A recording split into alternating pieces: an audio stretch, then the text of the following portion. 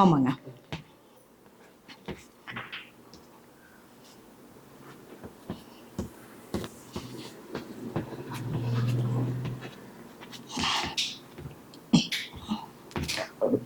ரொம்ப வேகமா பலன்கள் சொல்றேன்னா சொல்லுங்க நேயர்களே, உங்களுக்காக நிறுத்தி நிதானமா நான் சொல்றேன். சரிங்களா? சரிம்மா. துலா லக்னம்ன்றது காலபுருஷனுக்கு 7ஆம் வீடுன்னு சொல்லுவோம். சரியா? 7ஆம் வீடுன்றதுனாலே நீதி, நேர்மை. ஏன்னா இந்த இடத்துல யார் ஆட்சி பலம் பெற்றிருக்கிறாருன்னா சுக்கிரன் ஆட்சி. சனி என்பவன் நீதிக்கு காரகன் சொல்லுவோம். நீதி நியாயத்துக்கு காரகனா வரவன் பா துளாராசியை கவனமா நடந்துக்கணும், பொய் சொல்லக்கூடாதுப்பா, கண்டுபிடிச்சிருவானப்பா அப்படின்னு சொல்லுவாங்க. அப்படிப்பட்ட துளாராசிக்காரர்களுக்கு குரு 8ஆம் வீடா வராருன்னா 3, 6க்குரிய குரு லக்னத்திற்கு 9ஆம் இடத்துல இருக்கார். அப்ப 6 நாள் என்ன, வழக்கு வில்லங்கங்கள் சம்பந்தப்பட்ட யாரா இருந்தாலும் வின் பண்ணக்கூடிய ஒரு வாய்ப்பு உருவாகக்கூடிய நிலை உண்டு. இவங்க பாத்தீங்கன்னா இவங்க நல்லவங்க தான், ஆனா இவங்களை தேடி பிரச்சனை வரும். ஏன்னா இவங்க ஒரு ஜட்ஜ்மெண்ட் பண்ணக்கூடிய அளவுக்கு திறமை பெற்றவர்கள் இந்த துலா லக்னக்காரர்கள். துலா லக்னத்திற்கு 3க்குடையவர் குரு இன்றைய கோச்சார ரீதியாக, அதாவது 14/5/2025 கோச்சாரத்தின் அடிப்படையில குரு துலா லக்னத்திற்கு 9ஆம் இடத்திற்கு வருகிறார். இந்த வீட்டுக்குரிய ஹவுஸ் ஓனர் புதன். சரியா?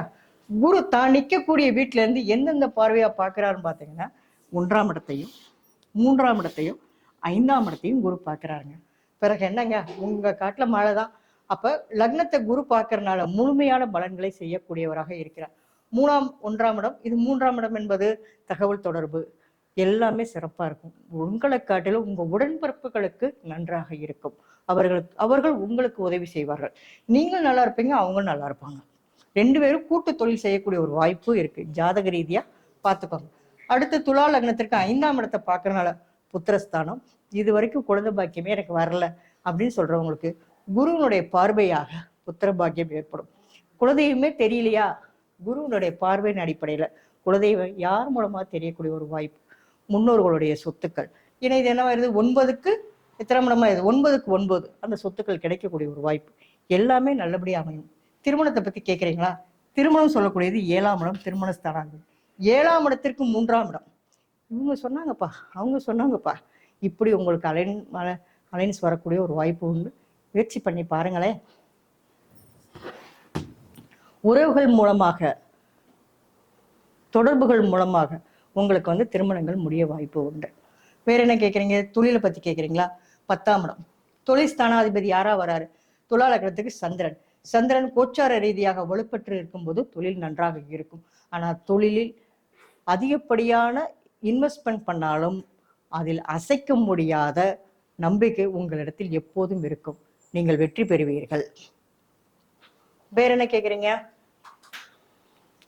புத்திர பாக்கியம் நன்றா இருக்கும். வண்டி வீடு வாகன ஸ்தானத்தை பத்தி கேட்குறீங்களா?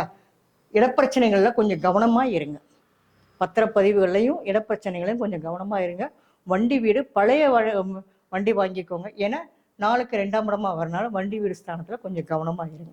மற்றபடி எந்த குறைபாடுமே கிடையாது துலா லக்னத்திற்கு. அடுத்த லக்னம் போகலாமா சார்?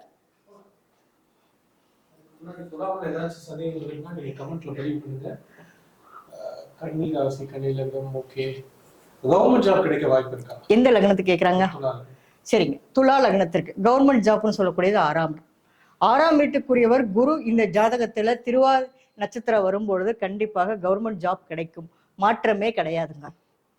இருந்தபோது உங்க ஜாதகத்தையும் அனுப்பிச்சுக்கோங்க, இல்ல பக்கத்துல இருக்கக்கூடிய ஜோதிடத்தையும் தெரிந்து கொள்ளுங்கள் முழு பலன்களை. சரிங்களா? வேற என்னங்க?